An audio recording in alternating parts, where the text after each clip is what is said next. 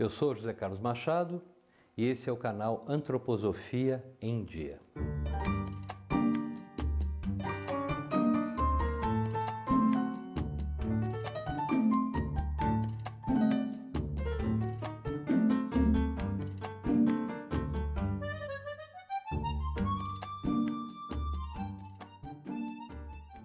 Os céus são lindos no outono, mas também o outono é um pouco responsável por uma série de doenças que deixam as mães de cabelo em pé. A criança começa com uma coriza leve, chamada coriza hialina, né, que a gente fala, bem aguinha, depois ela vai se encorpando, vai ficando mais mucosa. A tosse que no começo é seca, uma tossezinha bobinha, ela vai encorpando, vai ficando uma tosse cada vez mais produtiva. No início dos sintomas, a prevenção dos sintomas, o primeiro é tomar cuidado com as roupas, adequar mais as roupas, vestir as crianças, protegê-las mais pela manhã e no finalzinho da tarde voltar a protegê-las. Evitar alimentos muito proteicos, porque produz mais catarro.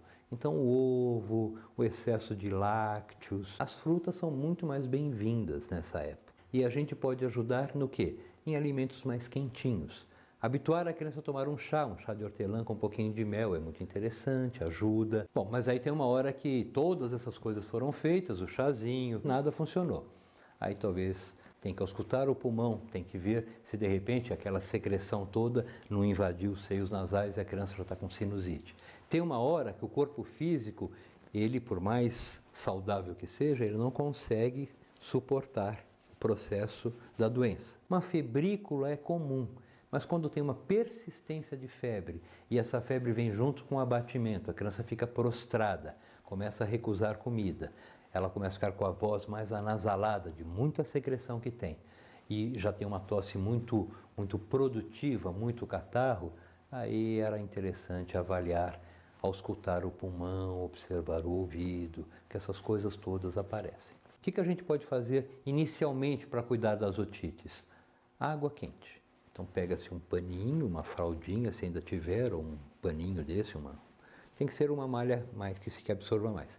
Esquenta uma água, põe, torce e põe aqui em cima do ouvido.